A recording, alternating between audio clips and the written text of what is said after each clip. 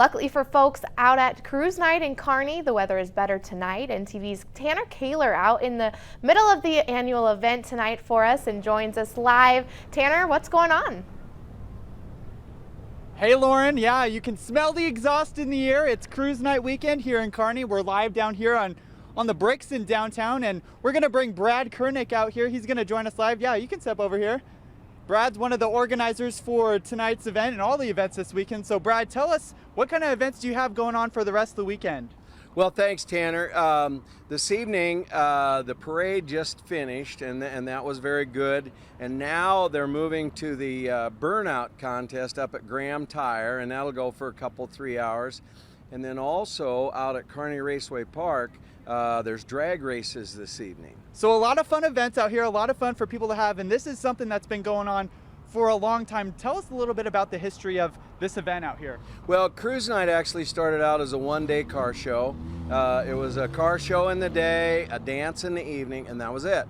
Then it went from 1 day to 2 days to 3 days to 4 days, and now its parts are all of 5 days. This is our 28th year.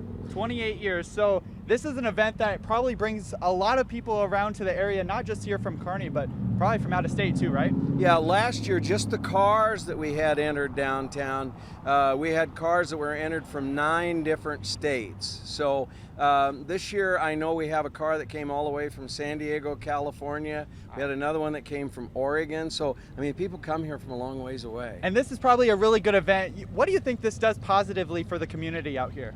Well, you know, it's interesting. About 4 or 5 years ago, a young man that was working on his master's degree asked if he could do something relative to Cruise Night, and I asked him if he could do an economic impact study. He did that and went around asking people for how much they'd spend on motels, food, gas, shopping, etc., and then applied that statistically to what we have here, and it was north of $3 million per year. That's a lot of money in the community and doing a lot of good. Thank you so much, Brad. Thanks for joining us. Tanner. And we'll have a lot of fun out here. Also remember that Kearney Police want people to remember that there's a new law in place this year. It's illegal to possess open containers and consume any alcohol on any public property, including sidewalks, streets, alleys, and parking lots. That's different from years before where people could have open containers on other parts of the property. They just couldn't be consuming alcohol. So that's something that Kearney Police want people to remember when they come out here and enjoy some of the fun.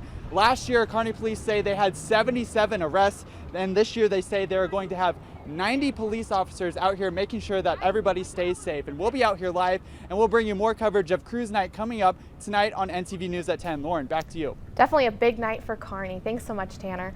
People